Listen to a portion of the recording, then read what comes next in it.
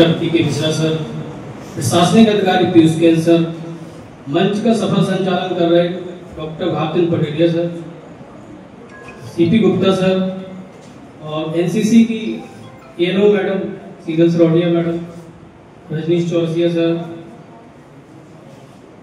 Rakesh Kori sir, doctor Mukesh Kumar Ranjan sir, हमारे mathematics department के doctor SL. Resariya sir, physics department के Moolchand Rajput sir, zoology department के doctor Datta sir और हमारे सोशल मीडिया प्रभारी और सभी कार्यक्रम का कवरेज कर रहे डॉक्टर विश्वकिशोर रैदास सर और नव प्रवेशित छात्र छात्राओं और महाविद्यालय में अध्ययनरत सभी छात्र छात्राओं का मैं महाविद्यालय परिवार की तरफ से पुनः स्वागत करता हूँ। दूसरी प्रकार की छात्रवृत्तियां होती हैं वित्तीय सहायता छात्रवृत्ति। जो आर्थिक रूप से कमजोर छात्र छात्राएं रहते हैं उनको सरकार बहुत सारी छात्रवृत्तियां प्रदान करती है। इसके अलावा बहुत सारी सेंट्रल गवर्नमेंट, स्टेट गवर्नमेंट के द्वारा भी छात्रवृत्तियां प्रदान की जाती है। इसके साथ साथ बहुत सारे एनजीओस रहते हैं, प्राइवेट बॉडीज रहते हैं, वो भी बच्चों को प्रोत्साहित करने के लिए छात्रवृत्तियां देती है। तो मेनली जो छात्रवृत्तियां अधिकांश बच्चों को लाभान्वित करती है उसके बारे में आज चर्चा करेंगे। तो सबसे इम्पोर्टेंट छात्रवृत्ति है वो कहलाती है पोस्ट मैट्रिक छात्रवृत्ति। पोस्ट मैट्रिक तो आप सभी समझते होंगे। पोस्ट मैट्रिक क्या कहलाता है? 10वीं के बाद पोस्ट मैट्रिक कहलाता है, 11वीं 12वीं, उसके बाद कॉलेज एजुकेशन। पोस्ट मैट्रिक छात्रवृत्ति SC ST और OBC को और माइनॉरिटीज को। आपके परिवार की आय यदि आप SC से हैं तो 8 लाख से कम होनी चाहिए। 2.5 लाख तक पूरी छात्रवृत्ति मिलती है, 2.5 लाख से ऊपर कुछ छात्रवृत्ति कट जाती है। उसके साथ साथ कॉलेज में आपकी 75% उपस्थिति अनिवार्य है। ये सभी को ध्यान रखना चाहिए। जितनी भी शासकीय योजनाएं रहती है छात्रवृत्ति की, उसका यदि आपको लाभ लेना है तो आपकी 75% उपस्थिति महाविद्यालय में होनी चाहिए। ये नियम परीक्षा में बैठने के लिए भी है। इसके साथ साथ पोस्ट मैट्रिक छात्रवृत्ति OBC को भी दी जाती है, जो बैकवर्ड क्लास के स्टूडेंट्स हैं उनको भी दी जाती है। उसके लिए आय की लिमिट है 3 लाख रुपए। यदि 3 लाख से कम आय है तो आप उस छात्रवृत्ति के लिए एलिजिबल है। इसके साथ साथ पोस्ट मैट्रिक छात्रवृत्ति माइनॉरिटीज को भी दी जाती है। जो अल्पसंख्यक समुदाय के बच्चे हैं उनको भी पोस्ट मैट्रिक छात्रवृत्ति दी जाती है। उसकी लेकिन आय की लिमिट है 2 लाख रुपए की। 2 लाख से कम आय होगी आपकी तो आप उस छात्रवृत्ति को आवेदन कर सकते हैं। इसके साथ साथ छात्राओं के लिए बहुत सारी योजनाएं सरकार ने चालू की है, जैसे गांव की बेटी योजना है और प्रतिभाकरण योजना है।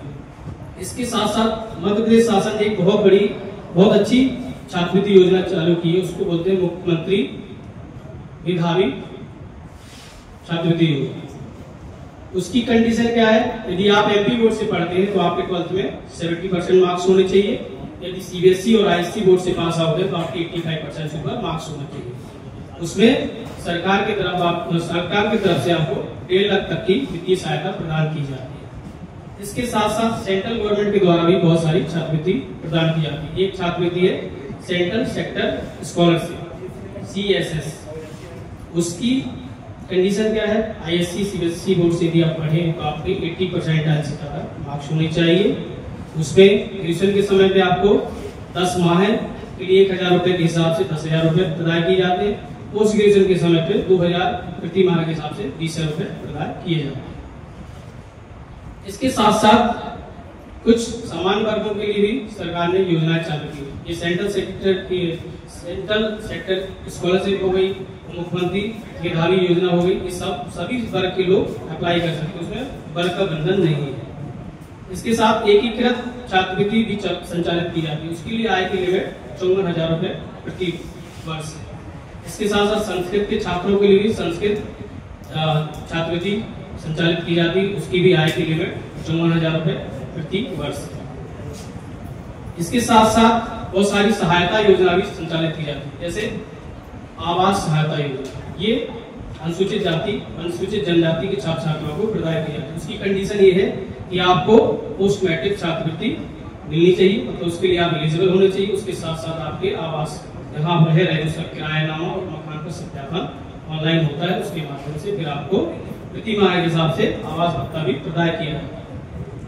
इसके साथ साथ बहुत सारी मेरिट वाली योजनाएं संचालित की जाती है, जैसे इंस्पायर स्कॉलरशिप। जो साइंस बैकग्राउंड के स्टूडेंट हैं उनको गवर्नमेंट रिसर्च को प्रमोट करने के लिए इंस्पायर स्कॉलरशिप संचालित करती है। इंस्पायर का एक पोर्टल है, उसमें आप आवेदन करते हैं।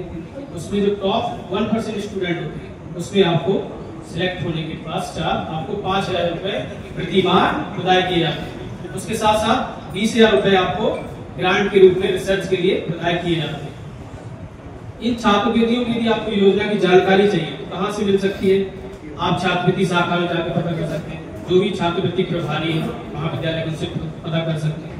क्या होता है, जैसे छात्रवृत्ति सबसे मेन काम है एक हिसाब से महाविद्यालय, क्योंकि मोस्टली छात्रवृत्ति के दायरे में आते हैं और उनको समय से छात्रवृत्ति नहीं मिलती है तो उनको बहुत सारी समस्याएं हो जाती है और बहुत सारी सीएम हेल्पलाइन कॉलेज में छात्रवृत्ति की रहती है। तो उसके लिए क्या है, पहले तो हमें उस छात्रवृत्ति के बारे में पूरी जानकारी, हम पात्र है कि नहीं पात्र, और जो जो दस्तावेज उसमें चाहिए होते हैं 5-6 दस्तावेज आप संलग्न करके महाविद्यालय की छात्रवृत्ति शाखा में जमा करते हैं तो आपको समय से छात्रवृत्ति मिल जाती है।